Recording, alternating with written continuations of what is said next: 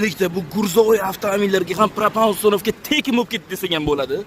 Ideal qilib ustunovkaga bitta ahamiyat qo'yib qo'ysa, Gazelle Nex mashinasiga, italyanskiy Valtech farsunga montajlarga ahamiyat berasizlar.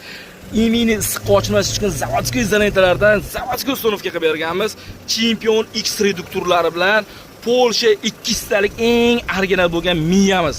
Ustunovkamizga ahamiyat berib qo'ysa, mashinamiz soatda ishlab turibdi. Даже benzindan zo'r yuradi, yuk yuklaganlarida hech qanaqa muammo bo'lmaydi. Eng qiziq tomoni orqa tomonida bo'ladi.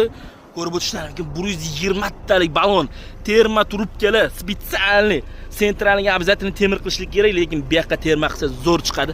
Zapravkasini joylashtirib berganmiz, qaranglar.